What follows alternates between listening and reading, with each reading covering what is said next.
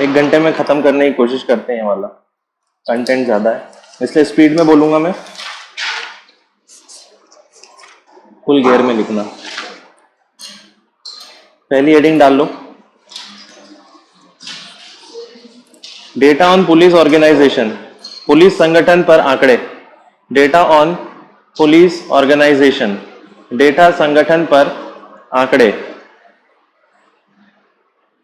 Released by home ministry, गृह मंत्रालय द्वारा जारी। रिलीज्ड बाय होम मिनिस्ट्री, गृह मंत्रालय द्वारा जारी। डेवलप्ड बाय BPR&D, BPR&D ने विकसित किया। डेवलप्ड बाय BPR&D, BPR&D ने विकसित किया। फुल फॉर्म लिखिए, police research and development board, bureau of police research and development, police रिसर्च एवं विकास bureau, bureau of police research and development. यह संस्था कब से बनी हुई है? 1970 से, 1970 से बनी है। इसमें लिखिए आंकड़ों ने क्या बताया। 21% इंक्रीज इन वुमेन पुलिस, 21% बढ़त हुई है महिला पुलिस में। 21% increase in women police,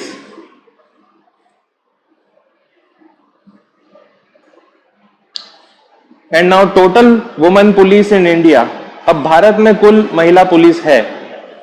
and total women police in India, अब भारत में कुल महिला पुलिस है 8.73%, 8.73%, 8.73%। इन पर लैख पॉपुलेशन, प्रति 1 लाख जनसंख्या में, इन पर लैख पॉपुलेशन, प्रति 1 लाख जनसंख्या में देर आर 193 पुलिसमैन, 193 पुलिसकर्मी है, 193 policeman. Total number of cyber police station, cyber police station की संख्या है, total cyber police station, cyber police station संख्या है 120, 120। Total CCTV camera in country, देश में कुल CCTV camera in country 2,75,000, 2,75,000, 2,75,000। Next heading, make in India in defence, रक्षा में make in India, make in India in defence, रक्षा में make in India.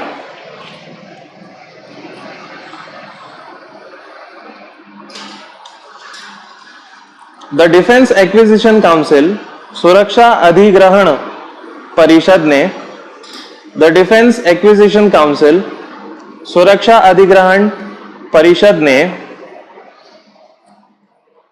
Approve 3 project,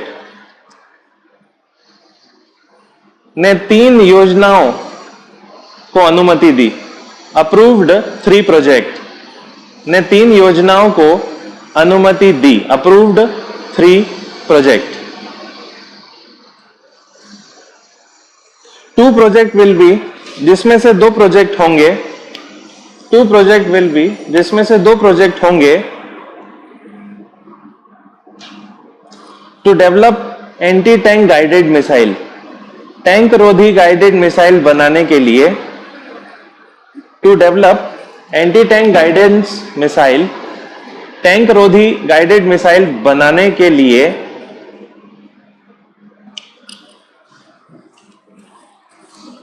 4072 and T90 tanks, T72 और T90 टैंकों के लिए, ये एंटी गाइडेड मिसाइल्स इन 2 टैंकों में लगेंगी, T72 और T90 tanks. Third project will be developed by DRDO, तीसरा प्रोजेक्ट डीआरडीओ रखेगा. Third project will be of DRDO. तीसरा प्रोजेक्ट डीआरडीओ रखेगा to develop electronic warfare system. Electronic युद्ध व्यवस्था बनाने के लिए. To develop electronic warfare system. Electronic युद्ध व्यवस्था बनाने के लिए इन माउंटेन एरिया, पहाड़ी क्षेत्रों में. इन माउंटेन एरिया, पहाड़ी क्षेत्रों में. With the help of Indian industry, भारतीय उद्योगों की मदद से. With the help of Indian industry, भारतीय उद्योगों की मदद से. तो किसने अप्रूवल दिया है? डीएसी ने दिया है. ओके, डीएसी के बारे में लिखिए. DAC is under defence ministry. DAC रक्षा मंत्रालय के अधीन है. DAC is under defence ministry. DAC रक्षा मंत्रालय के अधीन है. जो आपने लिखा है ना, सुरक्षा अधिग्रहण परिषद, वो रक्षा मंत्रालय के अंडर में आता है. फ्रॉम 2001, 2001 से. 2001 में बना था.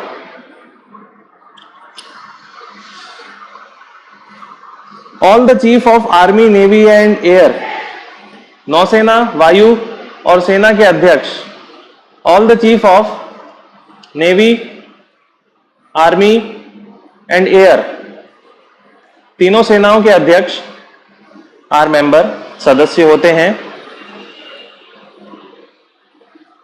इंक्लूडिंग डिफेंस सेक्रेटरी, रक्षा सचिव भी. इंक्लूडिंग डिफेंस सेक्रेटरी, रक्षा सचिव भी. बहुत सारे होते हैं इसके अंदर मेंबर्स, 4 लिख लिए हमने. ये होते हैं main. Next heading, open general export licence. English में ही लिखना पड़ेगा. Open general export licence.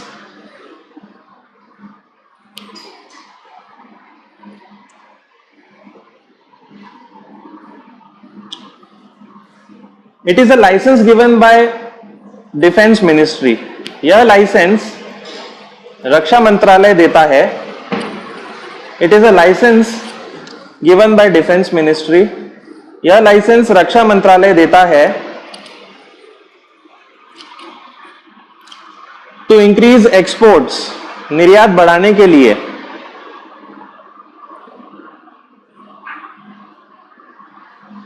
इन टेक्नोलॉजी, तकनीकों में. इन डिफेंस टेक्नोलॉजी लिखो, रक्षा तकनीकों में. इन डिफेंस टेक्नोलॉजी, रक्षा तकनीकों में.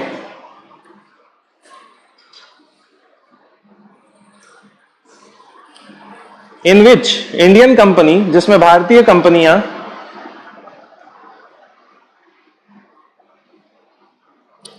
एक्सपोर्ट्स, निर्यात करती हैं. तो डिफेंस के लिए कुछ निर्यात होगा, वो किससे जुड़ा रहेगा? टेक्नोलॉजी से. बमों के जो फ्यूज होते हैं वो सब निर्यात किया जाता है. For fuse setting device, fuse उपकरणों के लिए. For fuse setting device, fuse उपकरणों के लिए.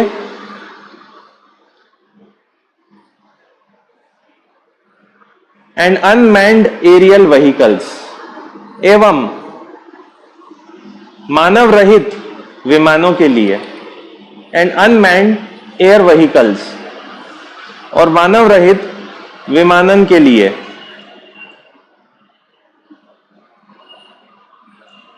टू अ सिलेक्टेड कंट्री, विशेष देशों को. हर देश के लिए नहीं होगा, विशेष देशों को. लाइक बेल्जियम, जैसे बेल्जियम, एक एक करके सब लिख लो. Belgium, France, Germany, Japan, Spain, दक्षिण Africa, South Africa, Sweden, UK, USA, Canada, Italy, Poland, Mexico. Poland, Mexico.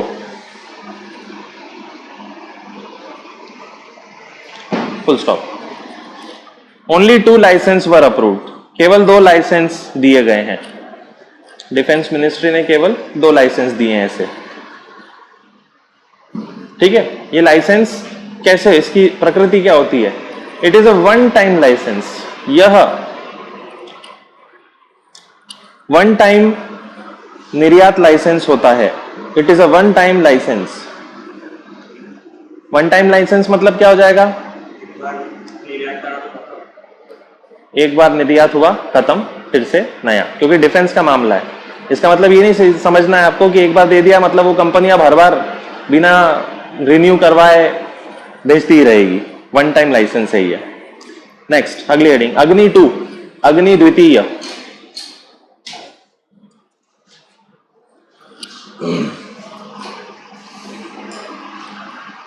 Successfully launched in night, का रात में प्रक्षेपण किया गया। सक्सेसफुली लॉन्च्ड एट नाइट, का रात में प्रक्षेपण किया गया। फ्रॉम अब्दुल कलाम, अब्दुल कलाम से, द्वीप का नाम है। फ्रॉम अब्दुल कलाम आइलैंड, अब्दुल कलाम द्वीप से। It is a medium, it is an intermediate range ballistic missile. यह मध्यम दूरी बैलिस्टिक मिसाइल है।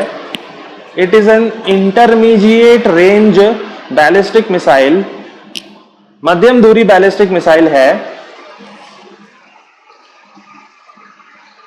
With capacity of 1000 kg nuclear payload, जिसकी क्षमता 1000 किलो परमाणु क्षमता है। 1000 kg न्यूक्लियर पेलोड, 1000 किलो की परमाणु क्षमता है। एंड रेंज ऑफ 2000 किलोमीटर, और दूरी 2000 किलोमीटर की है। एंड रेंज ऑफ 2000 किलोमीटर, दूरी 2000 किलोमीटर की है। बाय रिड्यूसिंग द वेट, वजन कम करने पर, बाय रिड्यूसिंग द वेट, वजन कम करने पर, इट कैन रीच 3000, 3000 तक पहुंचती है।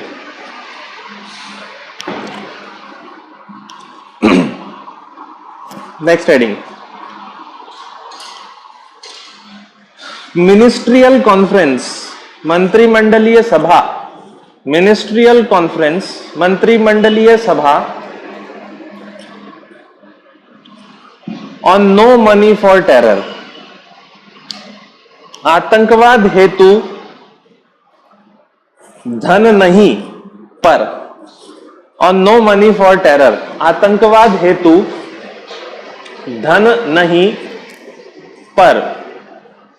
तो कुछ मंत्री दुनिया के मिलते हैं हर साल ऑस्ट्रेलिया में, और ये सभा करते हैं, जिस सभा का नाम होता है no money for terrorism. Okay, it is hosted by Australian government in Melbourne. यह सभा मेलबर्न में हुई। मेलबर्न तो ऑस्ट्रेलिया में, तो ऑस्ट्रेलियन गवर्नमेंट लिखने की जरूरत ही नहीं है। होस्टेड इन मेलबर्न, यह सभा मेलबर्न में हुई। विथ 65 नेशन, 65 देशों के साथ।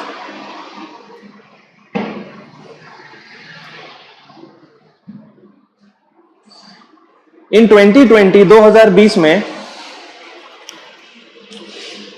इंडिया विल होस्ट, भारत सभा करवाएगा। इंडिया विल होस्ट, भारत सभा करवाएगा। अभी तक दो, ये मेलबर्न में जो मीटिंग हुई है सेकंड हुई है। तो पहली हुई थी पेरिस में, दूसरी हो गई मेलबर्न में, और तीसरी हो जाएगी इंडिया में। मतलब शुरू कब से हुआ ये? 2018 से 2019 मेलबर्न और तीसरी 2020 में इंडिया में। ऐसा चला इसका sequence.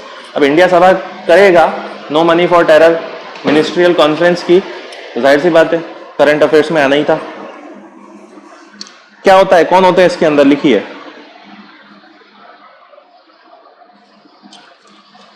It is organised by financial intelligence units. यह वित्तीय सूचना इकाइयों द्वारा कराया जाता है। It is organised by financial intelligence unit, यह वित्तीय सूचना इकाइयों द्वारा कराया जाता है। फ्रॉम 100 कंट्रीज, जो 100 देशों से आती हैं। फ्रॉम 100 कंट्रीज, जो 100 देशों से आती हैं।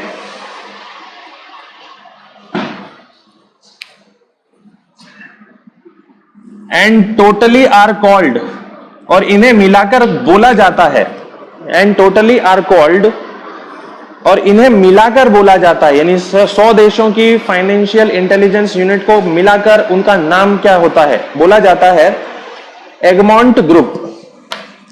स्टार बना लेना, एगमॉन्ट समूह। 100 देशों की फाइनेंशियल इंटेलिजेंस यूनिट जब इकट्ठी होती है तो उस ग्रुप को बोल देते हैं एगमॉन्ट ग्रुप। ठीक है, मेलबर्न में 100 देश तो नहीं आए, लेकिन कितने देश के आ गई फाइनेंशियल इंटेलिजेंस यूनिट? 65 देशों की आई मेलबर्न में। Next heading, army battle casualties welfare fund. सेना युद्ध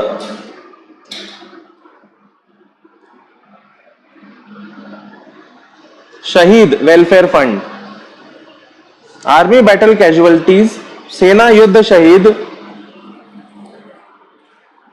वेलफेयर फंड, कल्याणकारी कोष या वेलफेयर फंड, भारत का एक फंड है ये, जो कैजुअलिटीज होती हैं युद्ध में उनको तुरंत जो परिवार को पैसा देना होता है वो देता है, वो मुहैया करवाता है। लिखो, डिफेंस अप्रूव्ड, रक्षा मंत्रालय ने मंजूरी दी। डिफेंस मिनिस्ट्री अप्रूव्ड, रक्षा मंत्रालय ने मंजूरी दी। दैट इन बैटल कैजुअलिटी, कि युद्ध में शहीदों को, दैट फॉर बैटल कैजुअलिटी, कि युद्ध के शहीदों को 8 lakh will be given, 8 lakh दिए जाएंगे। अर्लियर 2, पहले 2 लाख थे। अर्लियर 2, पहले 2 लाख थे। ये पैसा कहां से आता है उनको देने के लिए? ये इस फंड से आता है, फ्रॉम ABCWF। ABCWF से दिया जाएगा। ABCWF ये फंड का शॉर्ट फॉर्म है जो आपने लिखा, ABCWF से दिया जाएगा। दिस फंड इज अंडर, या this fund was made by, यह निधि बनाई गई है। This fund is made by, यह निधि बनाई गई है अंडर चैरिटेबल एंडाउंसमेंट एक्ट, दान अक्षय निधि कानून। चैरिटेबल एंडाउंसमेंट एक्ट, दान अक्षय निधि कानून 1890 के तहत, 1890। बिसाइड दिस, इसके अलावा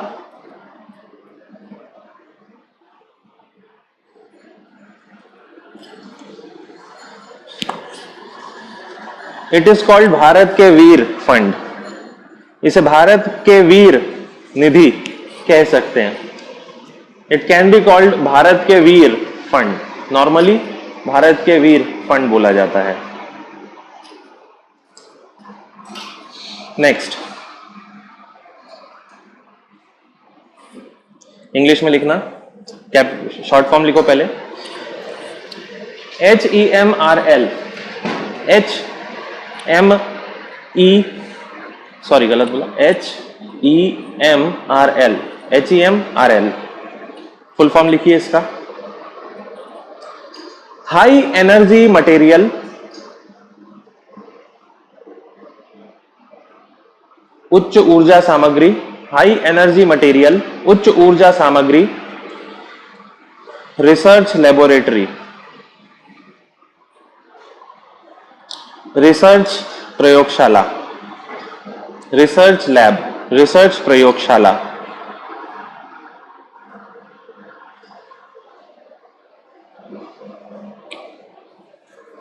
इट इज अंडर DRDO, यह DRDO के तहत है,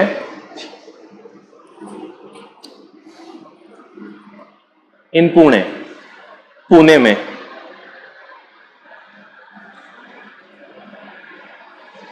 and develops rocket and gun propellant, rocket और प्रोपेलेंट का विकास करता है, develops rocket and propellant, rocket और प्रोपेलेंट, प्रोपेलेंट यानी रॉकेट को उछालने वाला पूरी यंत्र टेक्निक का विकास करता है, and also high explosive system, और उच्च विस्फोट व्यवस्था का भी, एंड हाई एक्सप्लोजिव सिस्टम और उच्च विस्फोट व्यवस्था का भी। ज्यादातर वो सामग्री जो भारत की रक्षा के लिए जो ज्यादा विस्फोटक चीजें हैं वो कौन तैयार करता है, HEMRL तैयार करता है। ओके, तो ये इसका इनॉग्रेशन किया, नया संस्था बनी है, ये 2017 से बनी हुई है।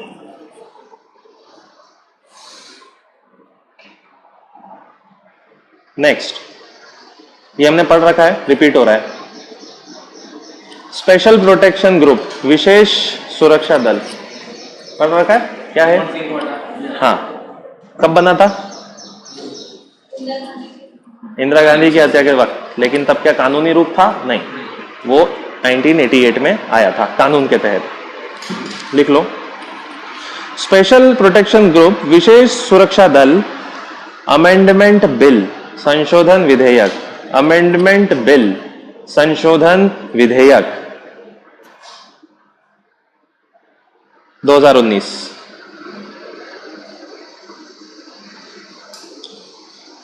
अमेंडेड द एक्ट ऑफ 1988, 1988 का कानून संशोधित, अमेंडेड द एक्ट ऑफ 1988, 1988 का कानून संशोधित।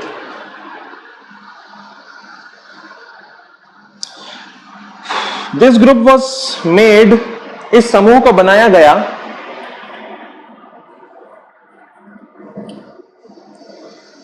बीरबल नाथ समिति की सुझाव पर, on the recommendation of Birbal Nath committee, Birbal Nath समिति के सुझावों पर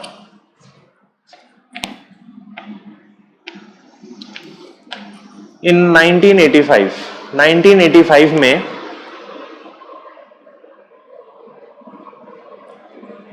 after the assassination of Indira, Indira की हत्या के बाद, तो प्रधानमंत्रियों की सुरक्षा करने के लिए ग्रुप होता है, जैसे ही हत्या हुई थी अगले ही साल ये ग्रुप बना दिया गया था। अब इसमें संशोधन किया गया है। संशोधन क्या किया गया? बहुत छोटी मोटी चीजें हैं। संशोधन ये किया गया है कि जिन लोगों पे ज्यादा रिस्क नहीं है उन पे ये ग्रुप क्यों काम करे। ओके, और इसी के तहत संशोधन जब हुआ वैसे ही मनमोहन सिंह से ये सिक्योरिटी हटा ली गई क्योंकि उनको कोई खतरा नहीं है। ओके, ठीक है, वो तो हमने लिख लिया था। Next heading, prison statistics in India, Bharat में जेलों के आंकड़े, जेल आंकड़े, prison statistics in India, Bharat में जेल आंकड़े। बस 1 2 3 4 पॉइंट शुरू करिए, बहुत सारे आंकड़े हैं जेल के। पहला, टोटल प्रिजन्स, कुल जेल हैं 1361, 1361 पूरे देश में इतनी जेलें हैं। ओके, अब इसमें से कितने प्रकार की जेलें हैं इसके अंदर, इसी के अंदर लिखिएगा। उप जेल, सब जेल्स, उप जेल 666, 666, जिला जेल, डिस्ट्रिक्ट जेल 405, 405, केंद्र jail, central jail 142, open jail, खुली जेल 64। खुली जेल का मतलब क्या होता है? बिना दीवार, दीवारें होती हैं। खुली जेल का मतलब होता है उसका एरिया बड़ा होता है और उसमें कई बार कैदियों के परिवारों को भी वो सब ब्लॉक वगैरह बने हुए रहते हैं, घर वगैरह भी रहता है, ऐसा कुछ सिस्टम रहता है, उसको ओपन जेल कहते हैं। विशेष जेल 41, स्पेशल जेल 41। कौन सी जेल बच गई अब? चूंकि जेल थोड़ी ना होती। महिला जेल 22। बच्चों के जेल में थोड़ी ना जाएंगी महिलाएं, महिला जेल में जाती हैं। 22, 22। ठीक, ये हो गया। अगले पॉइंट पे लिखो क्षमता, ऑक्यूपेंसी, क्षमता। जेलों की क्षमता कितनी है? क्षमता मतलब कितने ठूस ठूस के जेल में रखे जा सकते हैं। क्षमता लिखो 3,91,000, 3,91,000। ये तो आपने क्षमता लिखी है कितने? बट इन रियलिटी, किंतु असलियत में है 4,50,000, 4,50,000।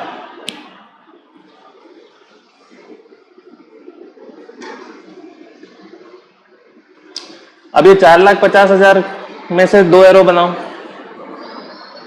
टाइप भी तो लिखेंगे हम कैदियों के। पहले एरो में लिखो 30.9% कॉन्विक्ट, 30.9% आरोपित, आरोपी, आरोपी नहीं, अपराधी। मतलब केस फाइनल हो गया है और जेल हुई है। अपराधी 68.5% अंडर ट्रायल, इसी दूसरे एरो में 68.5% दूसरे एरो में लिखना है आपको। 30% तो वो हैं 4,50,000 में से जिनका केस हो चुका है और उनको सजा दे दी गई है। बाकी के जो हैं विचाराधीन, अंडर ट्रायल, मतलब जिनके क्या है, केस चल रहे हैं। अगला, जेल में मौत, डेथ इन प्रिजन, जेल में मौत, डेथ इन प्रिजन 1671, 1671। वो हेडिंग है ना इसकी, उसमें आप लिख लो, जितने भी आंकड़े लिख रहे हो ना, ये रिलीज किए हैं 2017 के। ओके, हेडिंग में ब्रैकेट में लिख लेना, ये जितने भी रिकॉर्ड है ना 2017 के रिकॉर्ड हैं। ओके, नए रिकॉर्ड पता नहीं कब आएंगे, ये लेटेस्ट है और रिलीज करने वाला है NCRB. NCRB national crime record bureau, ठीक है, ये पूरे आंकड़े रखता है अपने पास। कितने भागे वो लिखो 378 एस्केप्ड, 378 भाग गए, जेल तोड़ के भाग गए।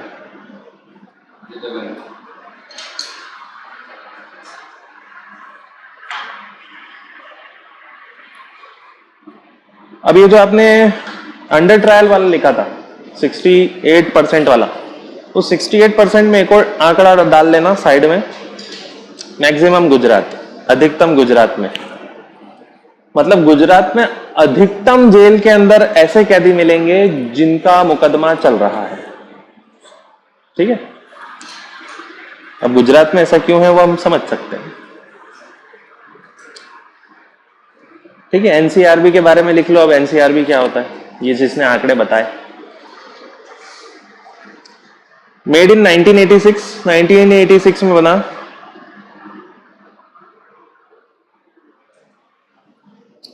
विद द रिकमेंडेशंस ऑफ, इनके सुझावों पर, विद द रिकमेंडेशंस ऑफ, इनके सुझावों पर। किसने सुझाव दिया था एनसीआरबी बनाने के लिए? पहला नाम लिखो, नेशनल पुलिस कमीशन, राष्ट्रीय पुलिस आयोग। नेशनल पुलिस कमीशन, राष्ट्रीय पुलिस आयोग। ठीक है, एक राष्ट्रीय पुलिस आयोग भी बन के खत्म हो चुका है। वो राष्ट्रीय पुलिस आयोग बना था 1977 में और उसका काम खत्म हो गया था 81 में, राष्ट्रीय पुलिस आयोग का। और दूसरा सुझाव दिया था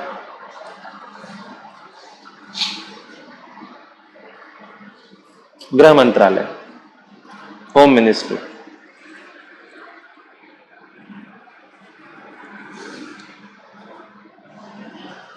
ठीक है, एनसीआरबी के बारे में हम डिस्कस कर चुके हैं। उसके बहुत सारे काम होते हैं, रोल्स होते हैं। पहला सबसे प्रमुख काम तो ये होता है आंकड़े वगैरह इकट्ठे करना, क्योंकि हमने पुलिस के भी आंकड़े देखे थे अलग अलग, कौन क्या सोचता है, वो सारे आंकड़े भी इन्होंने ही कंप्लीट किए थे। उसके अलावा crime and tracking network system, CCNTS भी लिखा था हमने एक। Okay, crime and network tracking system, ये इनका सबसे इंपॉर्टेंट काम है। क्राइम कैसे चल रहा है, कहाँ चल रहा है, ट्रैक कैसे करना है, उसका सिस्टम एनसीआरबी के पास में बना हुआ है। वो भी हमने लिख लिया था, टेंशन नहीं लेना। ठीक है, इसके अलावा जितने भी पुलिस स्टेशन है वो एक दूसरे से जुड़े हुए हों, वो सुनिश्चित करना। नेशनल पुलिस नेटवर्किंग सिस्टम बनाना, पोर्टल बनाना पुलिस सिस्टम के लिए, वो सब एनसीआरबी के, उसके अंदर बहुत सारे काम होते हैं, वो सब इसी के काम रहते हैं। ठीक है, काम लिख लो, वर्क्स। सीसीटीएनएस प्रोजेक्ट, सीसीटीएनएस योजना, इसके बारे में हमने लिख रखा है, फुल फॉर्म लिख रखा है इसका। सीसीटीएनएस प्रोजेक्ट, सीसीटीएनएस योजना, फुल फॉर्म क्या होगा? Crime and criminal tracking network and systems. ठीक है, दूसरा काम लिखो, नेशनल डिजिटल पुलिस पोर्टल, राष्ट्रीय digital police portal.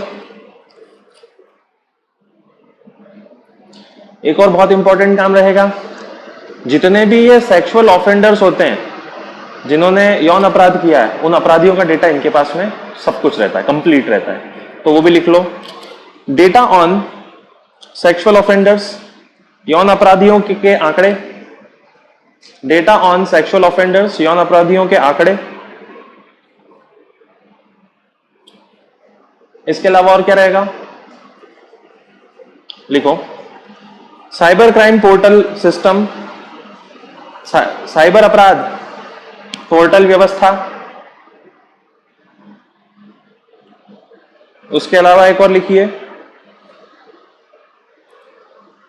Counterfeit currency information, जाली मुद्रा जानकारी, काउंटरफिट करेंसी इंफॉर्मेशन, जाली मुद्रा जानकारी,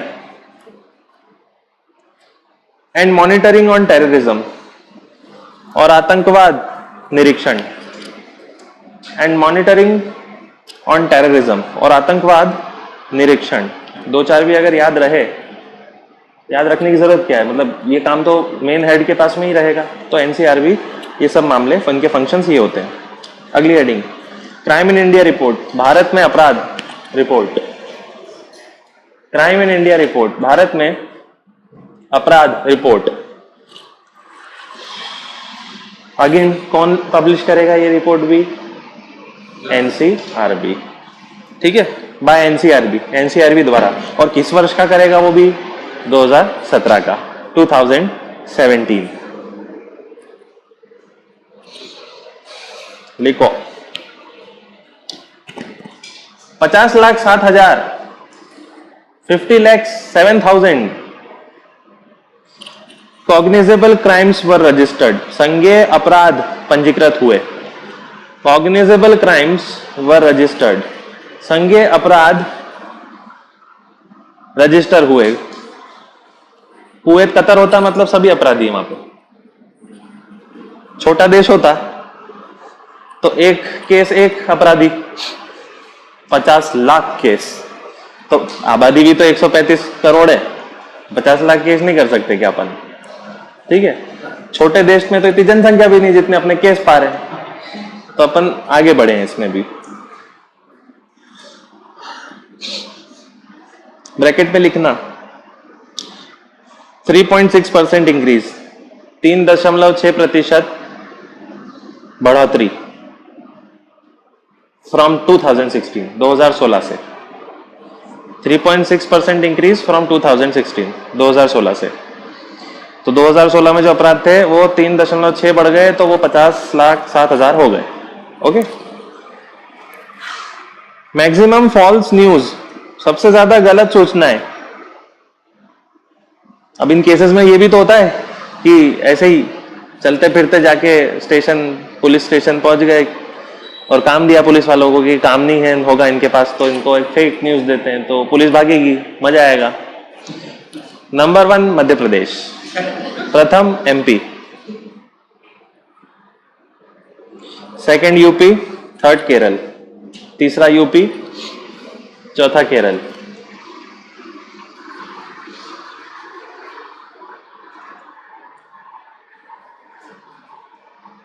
मैक्सिमम, अगला पॉइंट, मैक्सिमम नेशनल एलिमेंट्स, सबसे ज्यादा देश विरोधी तत्व, नेशनल एंटी नेशनल एलिमेंट्स, सबसे ज्यादा देश विरोधी तत्व। ये जितने भी मामले हुए हैं इसमें ऐसे मामले जो देश के खिलाफ हो रहे हैं।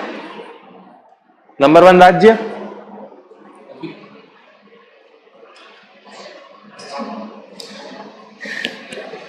LWE एरिया, LWE क्षेत्र, लेफ्ट विंग, वामपंथी क्षेत्र, ये नंबर 1 पे रहेगा, वामपंथी क्षेत्र सबसे ज्यादा। सेकंड नंबर पे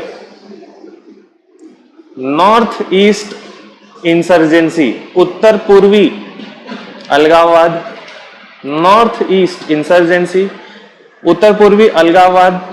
नॉर्थ ईस्ट के कुछ स्टेट्स के अंदर कुछ संगठन बन जाते हैं जो बात बात पर बातें करते हैं कि हमें देश से अलग होना है, वो सेकंड नंबर पे आता है। और तीसरे पे आता है टेररिस्ट, जिहादी, आतंकवाद या जिहाद। समझ गए? तो हमको ये नहीं लगना चाहिए आतंकवाद नंबर 1 पे। नंबर 1 पे कौन है? देश के खिलाफ LWE, उसके बाद में नॉर्थ ईस्ट के ऐसे ग्रुप्स जो अलग होना चाहते हैं, और फिर आतंकवाद। अब ये जो 50 लाख केस हुए इसमें से डेटा लिखना है अपन को। 3,60,000 केसेस, 3,60,000 मामले अगेंस्ट वुमन। 3,60,000 केसेस, 3,60,000 मामले अगेंस्ट वुमन, महिलाओं के लिए। मतलब ये महिलाओं से जुड़े हैं। हाँ, टोटल में से ही बात कर रहा है। यूपी टॉप, यूपी प्रथम।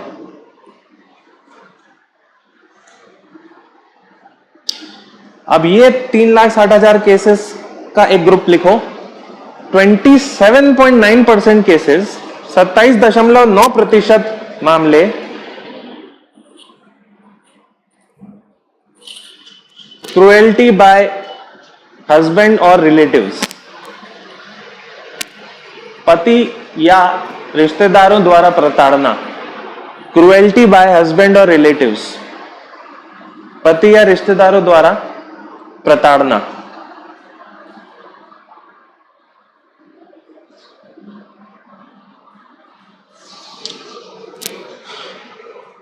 कॉमा।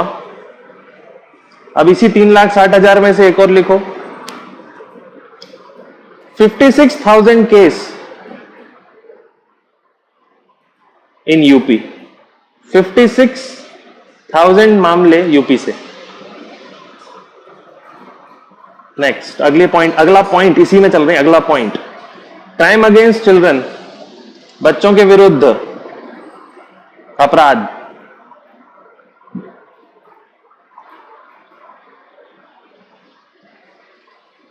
किडनैपिंग 42%, अपहरण 42%, बच्चों के खिलाफ जितने भी अपराध हुए उसमें 42% किडनैपिंग हुई है,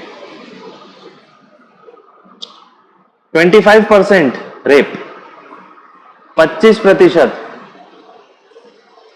यौन अपराध रेप। तो ऑब्वियसली उन 25% पे क्या लगने वाला है?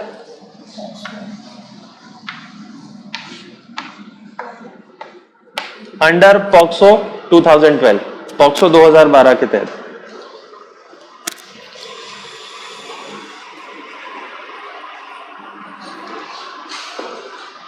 मैक्सिमम रायट्स, सर्वाधिक दंगे, कौन सा राज्य नंबर 1 पे रहेगा?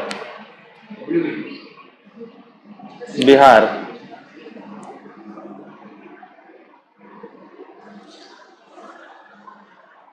कुल दंगे कितने हुए हैं वो लिखो आप, 58,000 रायट्स, कुल दंगे 58,000, इन बिहार 11,000, जिसमें से बिहार 11,000।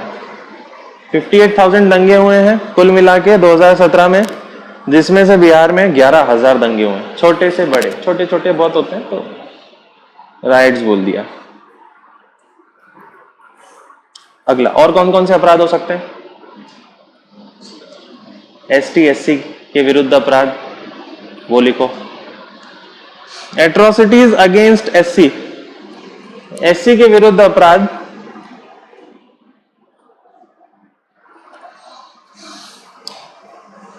हम्म, 5775, 5775 ब्रैकेट में लिखना, इंक्रीज्ड, बढ़े हैं। फिर लिखिए फॉर एसटी, एसटी के लिए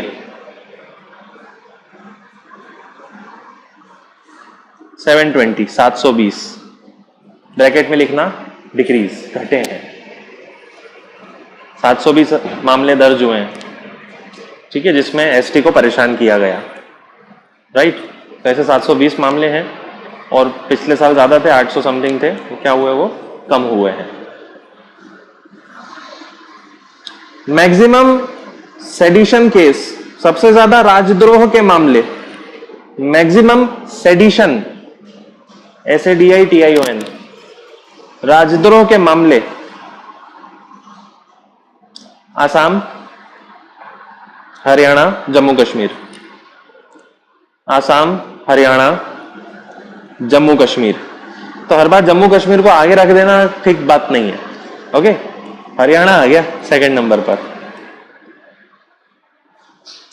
फुल स्टॉप। अब क्वेश्चन कहां बन सकता है उस पर ध्यान दीजिए।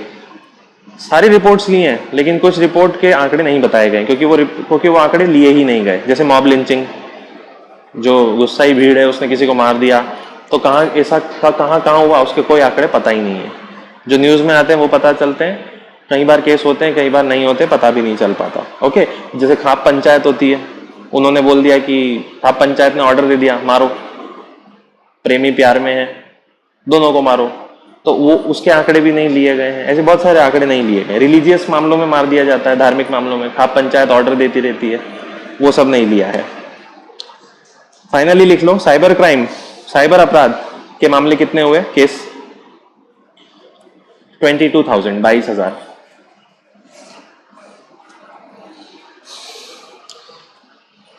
Next heading, national security guard, NSG, राष्ट्रीय सुरक्षा गार्ड, NSG, राष्ट्रीय सुरक्षा guard.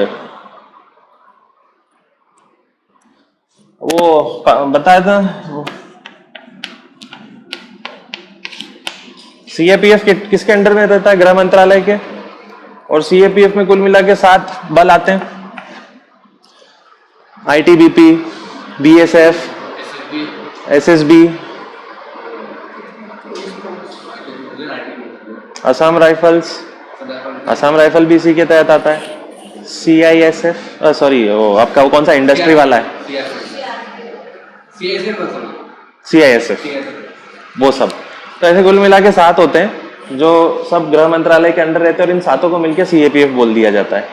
Indo Tibetan border, Assam rifles, ITBP, वो सब, ठीक है। तो उसके बारे में लिख रहे हैं अपन। इनमें से एक कौन रहेगा? 7 में से NSG भी एक है। NSG भी किसका हिस्सा है? CAPF का एक हिस्सा माना जाता है। लिखो, IPS officer Anoop Kumar Singh, IPS अधिकारी Anoop Kumar Singh appointed DG of NSG, NSG के डीजी बने, appointed DG of NSG, NSG के डीजी बने। अब किसने बना दिया उनको डीजी? डीजी बनाया गया है उनको एक समिति के द्वारा, जो मंत्रिमंडलीय समिति होती है और कुल मिला के 8 होती हैं। हाँ, अब किसने बनाया? एक समिति होती है जो रिक्रूटमेंट का भी काम देखती है, ये उस समिति ने बनाया है। तो लिखो, bye appointment committee of cabinet, मंत्रिमंडल की नियुक्ति समिति ने, bye appointment committee of cabinet, मंत्रिमंडल की नियुक्ति समिति ने। एग्जाम में जाने से पहले वो 8 समितियां हमने लिख रखी है ना कहीं, बिल्कुल शुरुआत में, वो प्लीज बहुत जरूरी, देख के जाना पड़ेगा। ऑब्वियसली सब बात बता दिया है मैंने। ये 7 तो ताकतें किसके अंडर में रहती है? सीएपीएफ बोला जाता है। और सीएपीएफ किसके अंडर में? Home ministry. वो सब नहीं लिखेंगे, बार बार लिख चुके हैं हम। ओके, कब बनी थी वो लिख लो। एनएसजी 1984, 1984 में बनी, अंडर सीएपीएफ, सीएपीएफ में आती है। एग्जाम्पल लिख लो सारे सीएपीएफ के। BSF, border security force, CISF, सरकारी उद्योग जो होते हैं उसमें भी जो पुलिस रहती है, फोर्स रहती है, उसको सीआईएसएफ कहते हैं। जैसे न्यूक्लियर पावर प्लांट में गए तो वहां पे गेट पे जो खड़ा रहेगा व्यक्ति, आपको जो रोकेगा अंदर जाने से, वो सीआईएसएफ का रहेगा। फिर लिखो ITBP, Indo Tibet border force, ITBP, और एसएसबी, असम राइफल्स। बस असम राइफल्स, असम राइफल भी इसी में आती है। तो क्या समझ में आया? एनएसजी का जो हेड रहेगा वो आईपीएस ही रहता है। तो पदोन्नति होती जाती है, उसके बाद आईपीएस रैंक भले ही मिली है, लेकिन आईपीएस को ही डीजी बनाया जाता है और किसी को नहीं। लास्ट हेडिंग इसकी, अगला, private security agency licensing portal, निजी सुरक्षा एजेंसी, प्राइवेट सिक्योरिटी एजेंसी, निजी सुरक्षा एजेंसी। आपने एटीएम या बैंकों में देखा होगा तो वो जो एजेंसी लगी हुई रहती है वो प्राइवेट एजेंसी होती हैं। प्राइवेट एजेंसी का एक ही काम होता है, बहुत सारे एक्स मिलिट्री के लोगों को जो रिटायर हो चुके हैं उनको रिक्रूट करना, ट्रेनिंग देना वापस, और फिर बैंकों में या किसी ऐसी जगह, किसी प्राइवेट कंपनी में गार्ड के रूप में रखना। ठीक है, तो ये है वो private security agency licensing portal, licence portal. I think नाम से सब समझ में आ गया होगा आपको। आपको अगर अपनी एजेंसी बनानी है तो उसके लिए एक पोर्टल बना दिया गया है भारत सरकार का। ऑब्वियसली कौन से मंत्रालय के तहत ही रहना चाहिए? गृह मंत्रालय। तो अब थॉट्स क्लियर हो रहे हैं, ठीक है? होम मिनिस्ट्री के अंडर में ही रहेगा। बस ये पोर्टल बना और लिख लो अंडर होम मिनिस्ट्री, गृह मंत्रालय के अधीन। चलिए नेक्स्ट पे आ जाइए। अब अपन बात करने वाले हैं ईयरली 2020 के बारे में। ईयरली 2020 में हम बीमारियों पे चल रहे थे और हमने मंकी पॉक्स वगैरह पढ़ा था। आई थिंक आपको याद है, मंकी पॉक्स पढ़ लिया था। आइवरमेक्टिन दवाई, क्या है आइवरमेक्टिन दवाई? अफ्रीका में मलेरिया से बचने के लिए, मच्छरों को मारने के लिए दवाई इंसानों को खिलाई जाएगी वो। फिर कॉम्बैट कैजुअलिटी ड्रग्स की बात की थी। क्या होता है ये? डीआरडीओ ने बनाई है।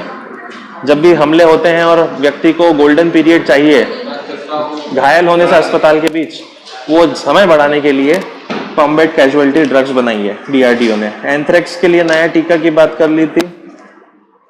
सिजोफ्रेनिया की बात करी थी। What is schizophrenia? मानसिक विकार होता है जिसका पहचान पाना, लक्षण पहचान पाना नामुमकिन होते हैं।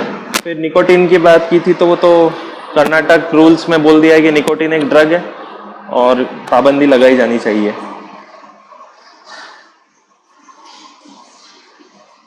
लिखिए, सब type of HIV founded. HIV के नया उप प्रकार मिला, सब type of HIV founded, HIV का नया उप प्रकार मिला।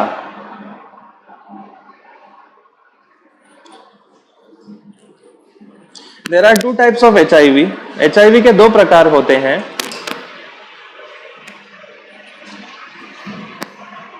HIV1 and HIV2। HIV1 और HIV2।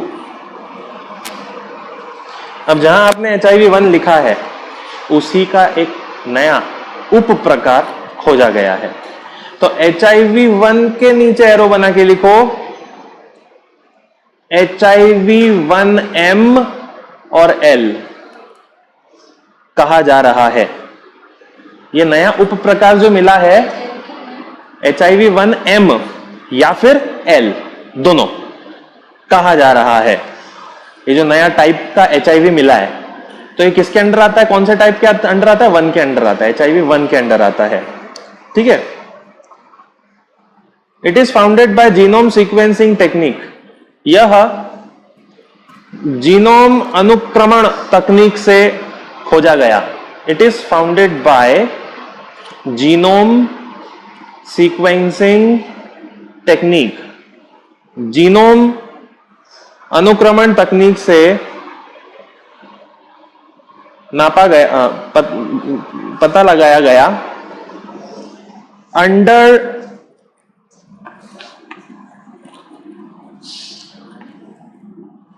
Tailored process. टेलर्ड विधि के तहत क्या होता है? जीनोम सीक्वेंसिंग का मतलब होता है डीएनए के अंदर एडेनाइन, गुएनाइन, साइटोसाइन, थाइमाइन, ये सब होता है। और ये सब ऐसे स्ट्रक्चर रहता ना डीएनए का, तो एडेनाइन, गुएनाइन, थाइमाइन, साइटोसाइन, ऐसे करके 4 टाइप के प्रोटीन जुड़ते हैं। ऐसी फिर पूरी चेन बनती है और इसमें फिर जानकारी इकट्ठी होती है इंसान की या किसी भी जीव की।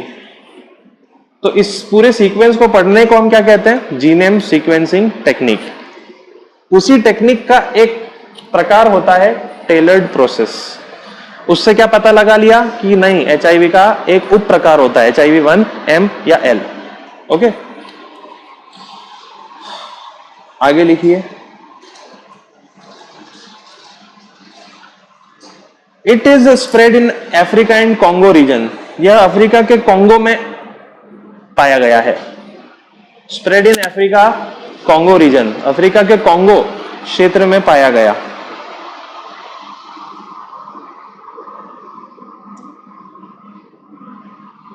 बस ये बेसिक बात लिखनी थी।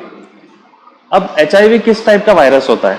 ये रेट्रोवायरल होता है। ओके, रेट्रोवायरस बोला जाता है। तो इसकी दवाइयों, अगर कभी भी पूछा जाए कि HIV की दवाई क्या है और उसमें रेट्रोवायरल अगर नाम आता है, दैट मीन्स वही दवाई है उसकी। ओके, तो लिख लीजिए HIV is a retrovirus. HIV एक रेट्रोवायरस है। तो HIV से ठीक होने की थेरेपी को क्या बोलते हैं? Anti retroviral therapy. Okay, retrovirus है तो उससे बचने के लिए जो थेरेपी अपनाई जाएगी उसको AR थेरेपी कहते हैं, एंटी रेट्रोवायरल थेरेपी। किस पे हमला करता है ये शरीर में? वो तो पता है ना, बेसिक शरीर की जो ताकत होती है, वो जो सुरक्षा होती है, वो कम करता है। देखो, 2 टाइप के सेल होते हैं शरीर में, खून के अंदर, एक रेड ब्लड सेल और एक व्हाइट ब्लड सेल। ठीक है, व्हाइट ब्लड सेल का एक प्रकार होता है जिसको CD4 कहते हैं। व्हाइट ब्लड सेल के भी बहुत सारे टाइप्स होते हैं। इस CD4 का भी एक प्रकार होगा T सेल, उस पर हमला करता है ये। क्लियर? तो ये लिख लो, attacks on white blood cells CD4, ऐसे लिखना, attack on CD4 white blood cell. CD4 श्वेत रक्त कोशिका पर हमला करता है। Attack on CD4 white blood cell, CD4 श्वेत रक्त कोशिका पर हमला करता है। और उसका टाइप कौन सा रहता है ज्यादातर जिसपे हमले होते हैं? T सेल प्रकार पर।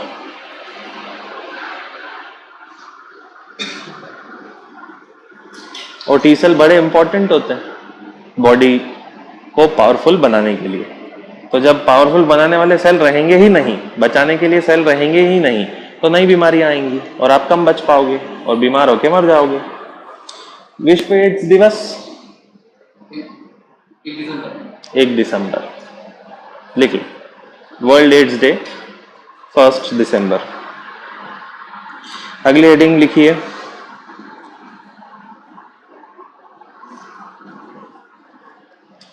नोबेल प्राइज इन मेडिसिन, चिकित्सा में नोबेल पुरस्कार। नोबेल प्राइज इन मेडिसिन, चिकित्सा में नोबेल पुरस्कार।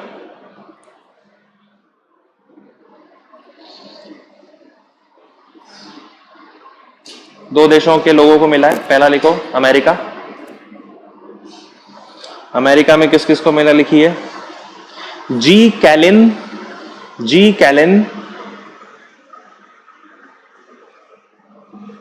And Gregg सेमोन्जा।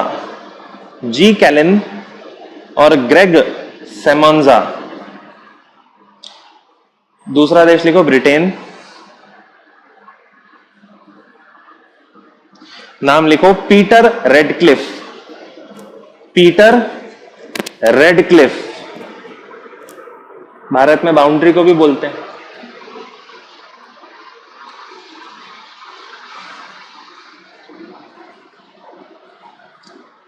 लिख लो, ग्रेग एंड सॉरी, क्यों मिला वो लिख लो पहले।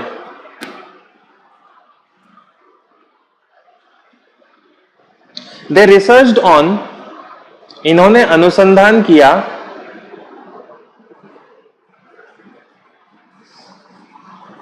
ऑन सेल्स, कोशिकाओं पर, ऑन टिश्यूज, कोशिकाओं पर, for effect of oxygen, oxygen के असर को। ऑक्सीजन कम ज्यादा होने की वजह से टिश्यूज पर क्या असर होता है, उस पे इन्होंने रिसर्च किया था। ओके, ऑन टिश्यूज, सेल को काट दो। इसमें से दो लोग हैं, एक है ग्रेग और रेडक्लिफ। इन्होंने क्या किया वो लिखिए, ग्रेग एंड रेडक्लिफ। ग्रेग और रेडक्लिफ ने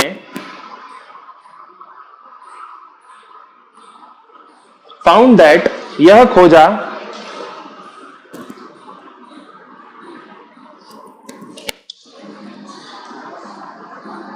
that with the quantity of oxygen, कि ऑक्सीजन की मात्रा से, that with the quantity of oxygen, की ऑक्सीजन की मात्रा से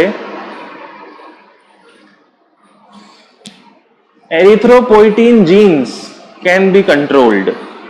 एरिथ्रोपोइटीन जीन का नियंत्रण किया जा सकता है। Erythropoietin genes can be controlled. Erythropoietin gene का नियंत्रण किया जा सकता है। एरिथ्रोपोइटीन क्या होता है ये देखो, आपके बॉडी में जो एरिथ्रोपोइटीन जीन्स होंगे ये डिसाइड करते हैं आपके शरीर में रेड ब्लड सेल्स बनाने के लिए। एरिथ्रोपोइटीन जीन ज्यादा इफेक्टिव कब होगा, जब ज्यादा ऑक्सीजन होगी, और ज्यादा ऑक्सीजन होगी तो उस जीन की वजह से आपके रक्त में लाल रक्त कोशिका ज्यादा बनेगी। तो इन्होंने एक ऐसा तरीका खोजा है कि किसी भी सेल के अंदर एरिथ्रोपोइटीन की मात्रा कम ज्यादा ऑक्सीजन से की जा सकती है। तो जिनमें कम खून होता है उनके एरिथ्रोपोइटीन जीन्स ऑक्सीजन दे देकर बढ़ाए जा सकते हैं, जिससे रक्त की कमी पूरी हो सकती है। बट इसकी दवाइयां भी होती हैं खून बढ़ाने की, वो असल में ड्रग्स होती हैं जिनको वाडा ने बैन कर रखा है। वाडा यानी वर्ल्ड ड्रग्स ऑर्गेनाइजेशन, जो क्या करती है, खिलाड़ियों के लिए पाबंदी रहती है कि खिलाड़ी इस ड्रग्स को यूज नहीं कर सकते। ज्यादा खून ज्यादा ऑक्सीजन तो तेज दौड़ेंगे, तो वो ड्रग्स ही हो गई ना उनके लिए एक तरीके से। ये होता है एरिथ्रोपोइटीन। क्या होता है लिख लीजिए, एरिथ्रोपोइटीन लिख के डैश करके इसके बारे में लिखो। It increase red blood cells, यह लाल रक्त कोशिका बढ़ाता है। It increase red blood cells, लाल रक्त कोशिका बढ़ाता है। ठीक है, तो एरिथ्रोपोइटिन का इस्तेमाल खिलाड़ियों को नहीं करवाया जाता। बैंड बाय वाडा, वाडा द्वारा प्रतिबंधित, वाडा वाडा द्वारा प्रतिबंधित फॉर एथलीट्स, खिलाड़ियों के लिए। एरिथ्रोपोइटिन की गोली दे दी। वाडा का फुल फॉर्म होता है world anti doping agency, dope, world anti doping agency. इसी की वजह से बाहर हो जाते हैं खिलाड़ी हमेशा के लिए, बहुत से हुए, क्रिकेटर भी बाहर हो जाते हैं कई बार। ठीक है, ये दो लोगों ने किया, ये एक ग्रेग और एक रेडक्लिफ। बच गया कौन? कैलिन। इन्होंने क्या क्या लिखो, कैलिन, हेडिंग डालो Kaelin.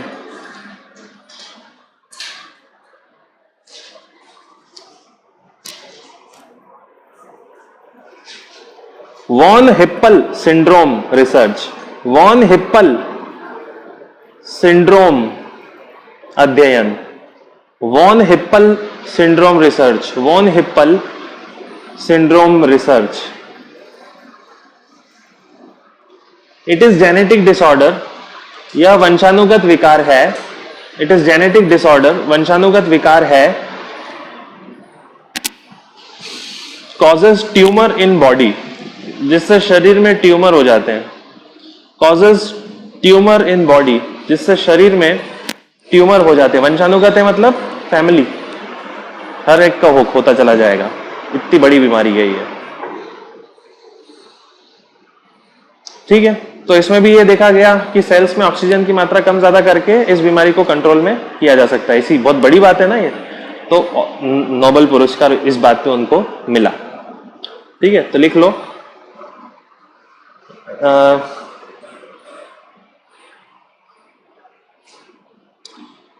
Use of oxygen in tissue, कोशिका में ऑक्सीजन के इस्तेमाल से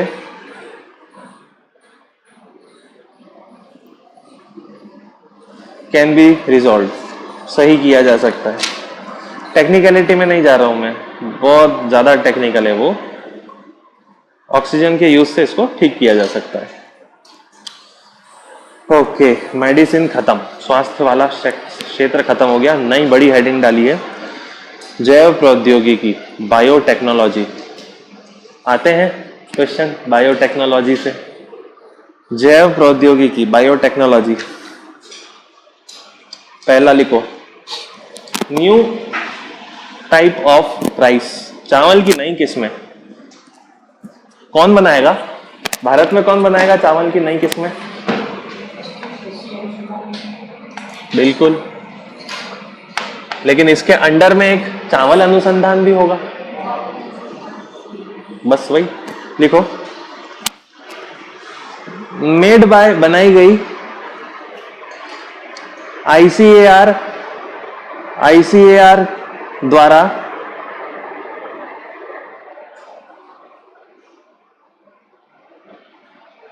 आईसीआर के नीचे संस्था का नाम लिखो, उसके अंडर में कौन सी संस्था है? चावल अनुसंधान संस्थान, नेशनल राइस रिसर्च इंस्टीट्यूट,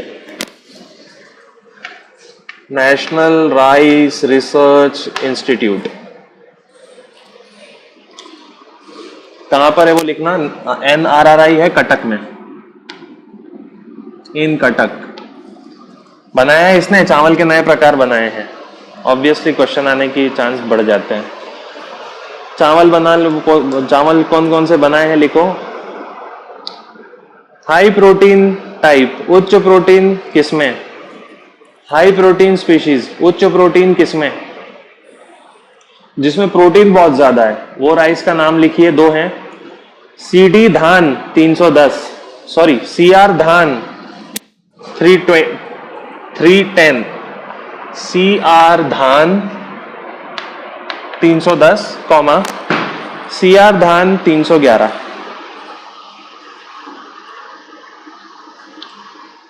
तीन सौ की जो सीरीज रहेगी उसमें हाई प्रोटीन है। दूसरे प्रकार के चावल लिखो, जलवायु अनुकूल किस्में, क्लाइमेट इफेक्टिव टाइप्स।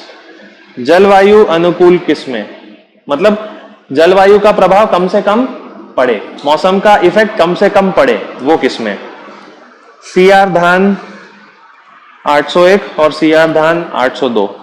सीआर धान 801 802 ये दो किस्मों की। टोटल कितनी बनाई है इन्होंने? 4 बनाई है।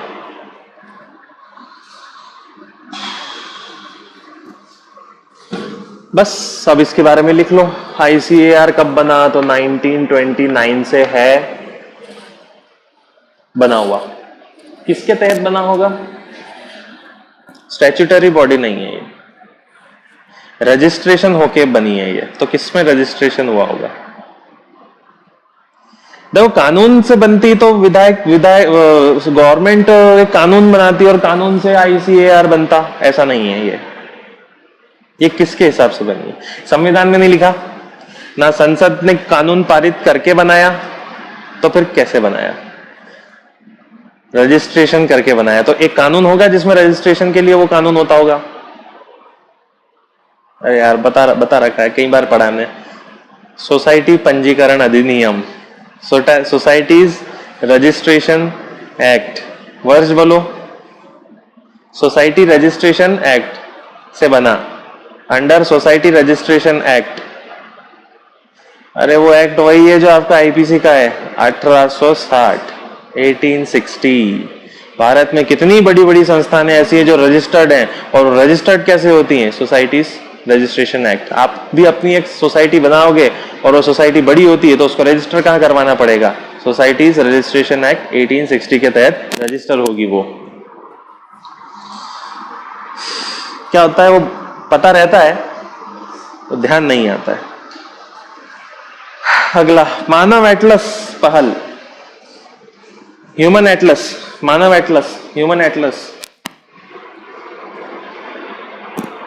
Made by DBT. मानव एटलस डीबीटी द्वारा बनाएगी। DBT department of biotechnology, heading ही वही चल रही है, डिपार्टमेंट ऑफ बायोटेक्नोलॉजी।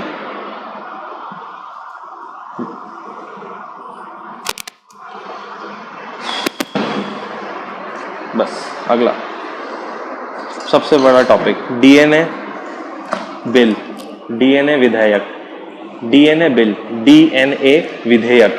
सरकार ने डीएनए विधेयक पारित किया है जिसको हमने पढ़ रखा है। डीएनए हमने तो नहीं पढ़ रखा, लेकिन आपका जुलाई या अगस्त के बुकलेट में एक 4-5 पेज दे रखे अच्छे लंबे चौड़े डीएनए के लिए, लिख लो।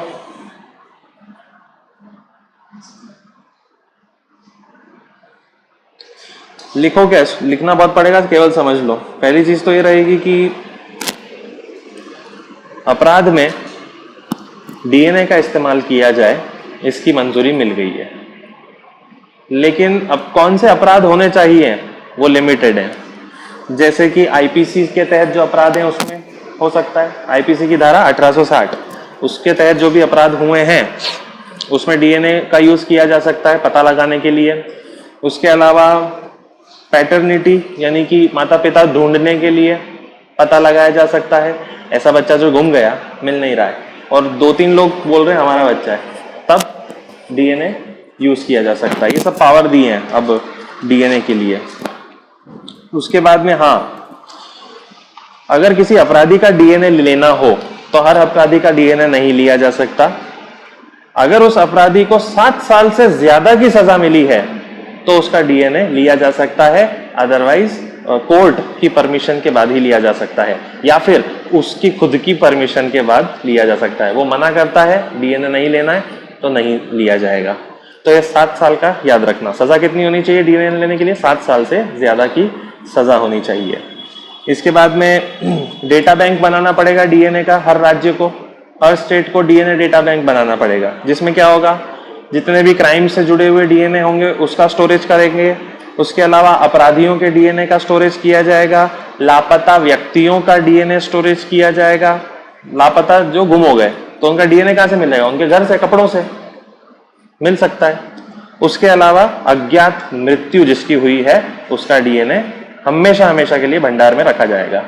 फिर कुछ पावर भी दी है कि क्या लोग अपने डीएनए को हटा सकते हैं उस रिकॉर्ड में से, तो वो पावर भी दी गई है और उसमें परमिशन चाहिए होती है किसकी, न्यायालय की। ठीक है।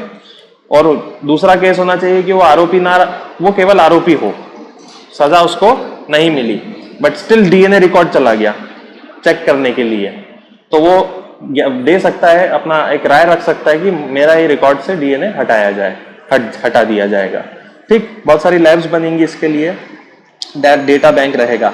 लैबों के लिए भी चाबी कसी गई है, लैब स्टोर नहीं कर सकते, वो डीएनए डेटा बोर्ड को देना पड़ेगा, क्योंकि इस बिल के तहत एक बोर्ड भी बनेगा, डीएनए डेटा बोर्ड। ओके, उसमें अध्यक्ष कौन होगा? डिपार्टमेंट ऑफ बायोटेक्नोलॉजी के जो सचिव होंगे वो इसके पदेन अध्यक्ष रहेंगे। ओके, तो ये कॉमन चीजें हैं जो आप रिलेट करोगे तो आपको समझ में आ जाएगी ऑप्शंस के अंदर। ओके, डीएनए की बात है तो सचिव कौन होगा? ठीक है, डीबीटी का ही होगा। तो ये होता है। ठीक, बाकी और क्या इंफॉर्मेशन है इसमें इंपॉर्टेंट? सबके नष्ट हो सकते हैं, डीएनए हटाए जा सकते हैं, बट जो अज्ञात मृत्यु वाला व्यक्ति है उसके डीएनए कभी भी हटेंगे नहीं, डिलीट नहीं किए जा सकते। चलिए अगली हेडिंग। आज इतना स्पीड में चले तब भी टाइम में लेट हो गया था। चलो 5 मिनट में खत्म करना अभी है। आखिरी हमने देखा था नेशनल पॉलिसी फॉर बायोफ्यूल्स 2030 तक, डीजल में 5%, पेट्रोल में 20% इथेनॉल मिलाया जाएगा। फिर देखा था हमने स्वदेश दर्शन स्कीम, कितने सर्किट बनेंगे? 15 सर्किट बनेंगे घुमाने के लिए।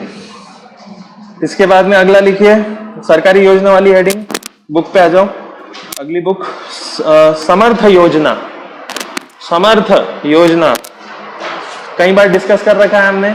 समर्थ Yojana directly links with the textile ministry. ठीक है, कपड़ा मंत्रालय से जुड़ता है। बेसिक लिख लो।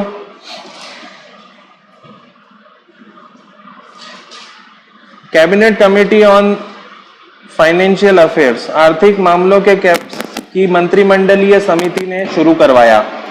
Cabinet committee on economic affairs, आर्थिक मामलों की कैबिनेट कमेटी ने शुरू करवाया।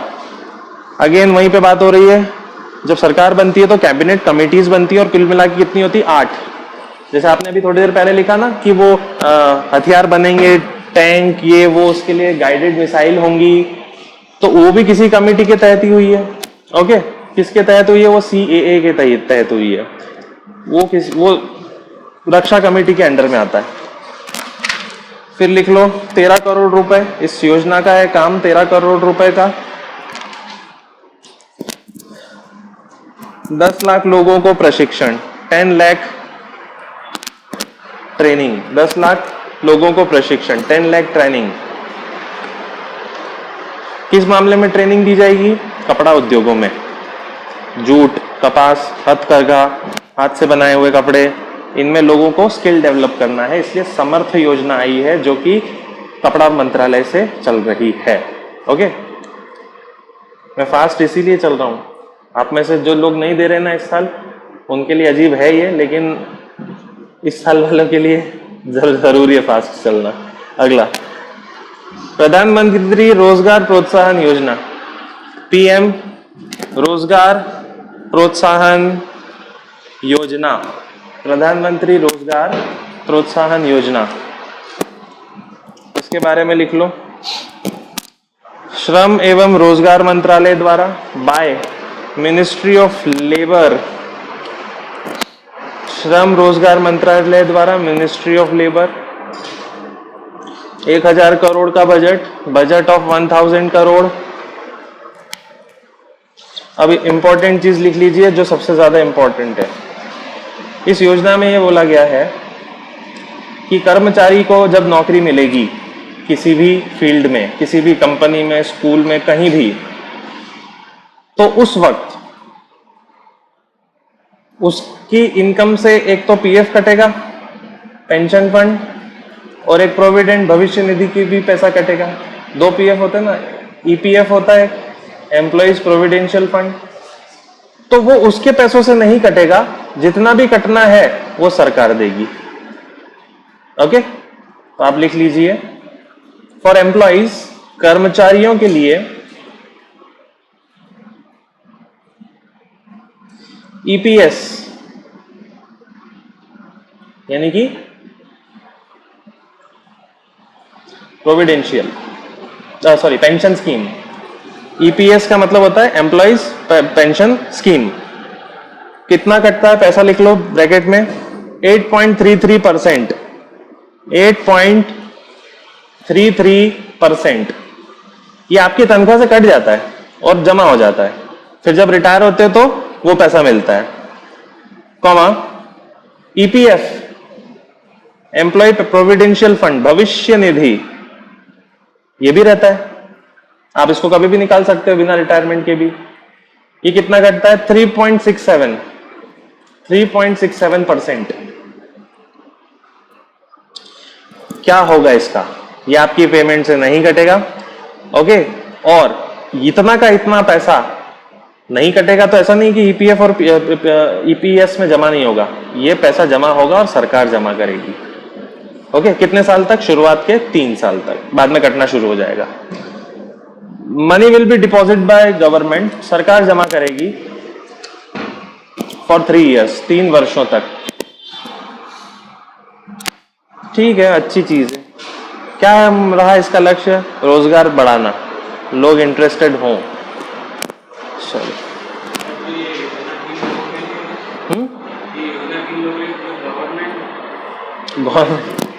प्राइवेट के लिए प्राइवेट लिख लेना, फॉर प्राइवेट ईयर्स। नेक्स्ट मतलब अब अंतरराष्ट्रीय संस्था। अगली कॉपी खोलो और उसमें लिखो UNCITRAL, UNCITRAL, UNCITRAL। UN से UN हो जाता है, बाकी का फुल फॉर्म लिख लो। Commission on international trade law, अंतरराष्ट्रीय व्यापार कानून आयोग। Commission on international trade law, अंतरराष्ट्रीय व्यापार कानून आयोग। It was made in 1966 by UNGA। 1966 में UNGA ने बनाया। What is UNGA?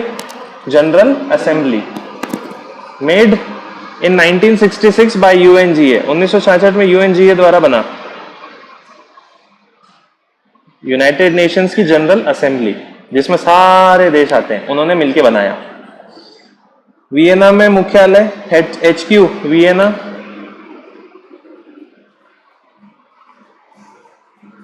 Member for 6 years, 6 वर्षों तक सदस्य रह सकते हैं। रिटायरमेंट इन एवरी 3 year, हर 3 वर्ष में बाहर। तो इससे क्या होता है, खाली भी नहीं होती है और सर्कुलेशन चलता जाता है। नहीं तो पता चला कि 6 साल के लिए मेंबर आ गए, फिर सब रिटायर, तो फिर नए कैसे बनेंगे? तो हर 3 साल में रिटायर होते हैं। काम लिख लो। It is not like WTO, यह WTO जैसा नहीं है।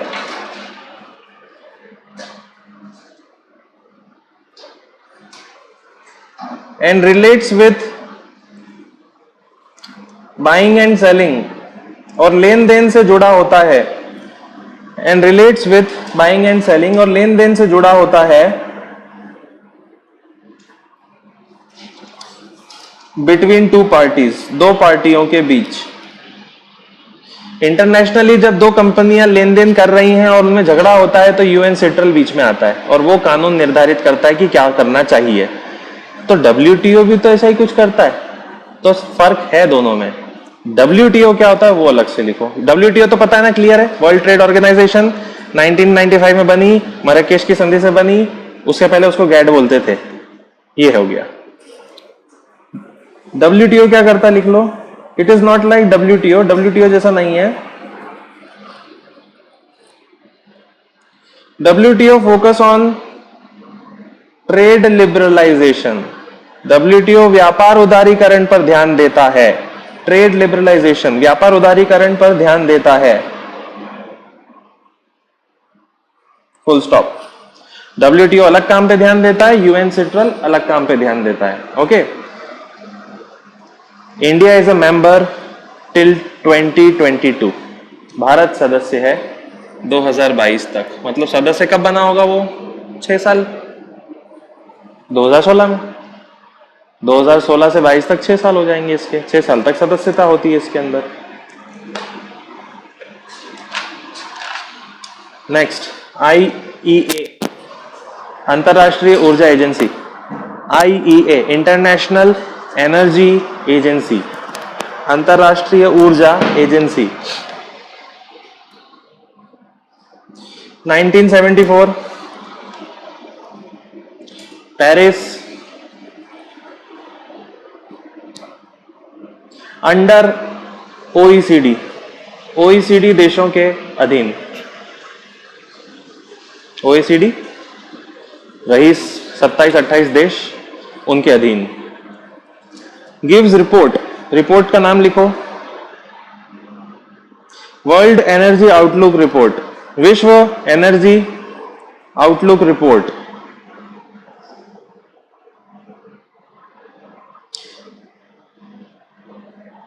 For oil, gas and coal, तेल, गैस और कोयले के लिए। For oil, gas and coal, तेल, गैस और कोयले के लिए। 30 मेंबर्स, 30 सदस्य। इंडिया नॉट मेंबर, भारत नहीं है।